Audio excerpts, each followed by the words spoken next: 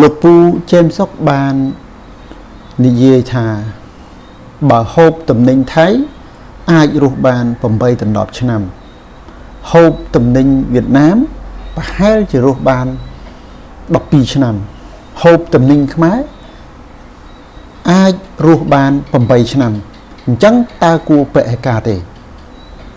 បាទនេះគឺជាចម្លើយដែលលោកពូចេមសុកគាត់បានឆ្លើយទៅនឹងសំណួររបស់យុវជនអ្នកតាក់ទងទៅនឹងថាតើគួរតែពហិការតំណែងថៃដែរឬក៏អត់សម្រាប់ខ្ញុំយល់ថាការធ្វើពហិការតំណែងថៃពិតជាមានភាពចាំបាច់បាទអញ្ចឹងបើមែនតើទៅសម្រាប់ការធ្វើពហិការខ្ញុំបាទធ្វើពហិការតំណែង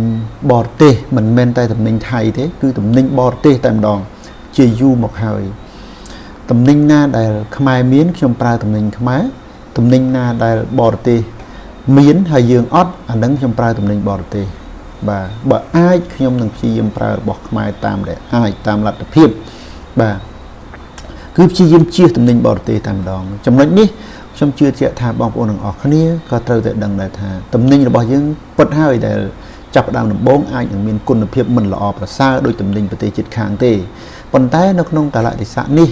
យើងអត់មានជំរឿសអ្វីក្រៅពីផ្ដល់ឱកាសដល់តំណែងខ្មែរឲ្យមានការរីកចម្រើនទេបាទបើសិនជាយើងមិនផ្ដល់ឱកាសយើងនឹងមិនអាចរីកលូតលាស់បានទេសូម្បីតែឱកាសនៅក្នុងការរីកសម្រាប់ប្រជាជនខ្លួនឯងក៏មិនមានផងដូច្នេះកម្ពុជាមិនអាច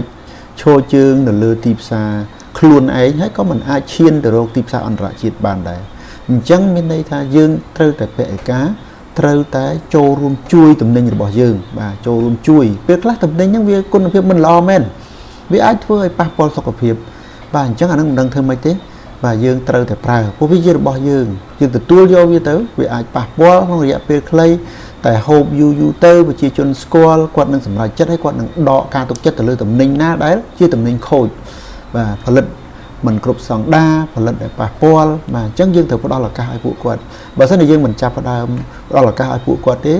គឺមិនមានឱកាសក្នុងការរីកចម្រើនទេហើយថ្ងៃក្រោយយើងនៅតែខ្សោយនឹងឯង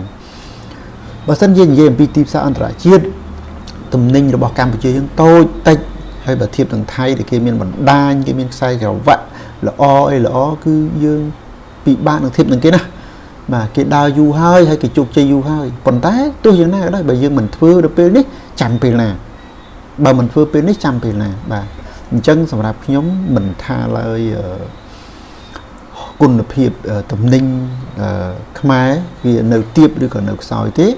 រឿងដែលសំខាន់គឺឱកាសដែលយើងផ្ដល់ឲ្យខ្មែរគ្នាឯងក្នុងការរីកចម្រើនថ្ងៃក្រោយទៅពួកគេអាចរីកចម្រើនគុណភាពវានឹងអភិវឌ្ឍបណ្ដើរហើយយើងត្រូវតែទុកចិត្តគ្នាបាទហូបទៅវាអាចមិនល្អក៏ពិតមែនប៉ុន្តែគួរតែជួយគ្រប់គ្រងគ្នាបាទតំណែងមិនថាតំណែងហូបឬក៏តំណែងប្រើប្រាស់ទូទៅគួរតែប្រើបាទឥឡូវនេះផ្ទះខ្ញុំមានសាប៊ូហើយខ្ញុំឃើញថាសាប៊ូខ្មែរគុណភាពក៏គួរសមបាទសាប៊ូស្ពៃសាប៊ូម៉ាលីកាសាប៊ូអីផ្សេងហ្នឹងគឺច្រើនទាំងលាងចានទាំងបោកខោអាវសាប៊ូខ្មែរបាទប៉ុន្តែជាក់ស្ដែងទៅវាមិនមែនខ្មែរអីទេគឺយើងយកវត្ថុធាតុដើមពីប្រទេសក្រៅយកមកផលិតដូចតែគ្នាទេប៉ុន្តែយ៉ាងហោចណាស់វាជួយបានមកកម្រិតបាទអញ្ចឹងផលិតផលសាប៊ូខ្ញុំហើយរបស់ហូបចុកស្ទើរតែទាំងស្រុងបាទគឺរបស់ខ្មែរទឹកដោះគោទិញរបស់មកពីម៉ាឡេមកពីវៀតណាមម្ដងម្កាលប៉ុន្តែជាទូទៅឥឡូវនេះរួចហើយកិច្ចរួចពីតំណែងបរទេសហើយឲ្យតែមិនមែនខ្មែរមិនប្រើតែម្ដងមិនថាសៀមមិនថាយួនមិនថាប្រទេសផ្សេងទេគឺជៀសបានជៀសតែតំណែងខ្លះជៀសអត់បានដែរបាទព្រោះវានៅជាប់ដូចជាផ្លែឈើអញ្ចឹងណាដូចប៉មដូចអីអញ្ចឹងយើងអត់ទាន់មានបាទអញ្ចឹងយូរហូបម្ដងដែរប៉ុន្តែជាយូរទៅគឺព្យាយាមហូបផលិតផលរបស់ខ្មែរតែម្ដងផ្លែឈើទាំងដូងទាំងស្វាយទាំងអីគឺបើជៀសផ្លែឈើបរទេសបានខ្ញុំមិនហូបទេណាប៉មសេរីទី1វាថ្លៃទី2វាអត់ប្រយោជន៍បាទហើយបើចង់និយាយថាវាបានប្រយោជន៍ចំណេញទៅប្រទេសដទៃហើយបើនិយាយពីគុណភាពផ្លែឈើវិញគ្មានផ្លែឈើណាល្អជាងស្រុកខ្មែរយើងទេបាទអញ្ចឹងខ្ញុំមានតែប៉ុណ្្នឹងទេហើយគ្រាន់តែខ្ញុំគិតថាតួនាទីរបស់យើងត្រូវតែគ្រប់គ្រងបើមិនយើងមិនគ្រប់គ្រងអ្នកណាជាអ្នកគ្រប់គ្រងទោះបីជាទីផ្សាររបស់យើងតូចយើងមិនអាចធ្វើឲ្យខ្មែរយើងរីកចម្រើនในការហូបខ្លួនឯងប៉ុន្តែយើងត្រូវតែធ្វើអានេះហើយគឺជាអ្វីដែលយើងចាំបាច់ត្រូវតែធ្វើហើយគ្រប់គ្នាត្រូវតែធ្វើបាទ ចាប់ពីថ្ងៃនេះទៅហូបផលិតផលខ្មែរប្រើប្រាស់ផលិតផលខ្មែរទាំងអស់គ្នាដើម្បីជាឱកាសដល់ខ្មែរយើងបាទសូមអរគុណសូមជម្រាបលា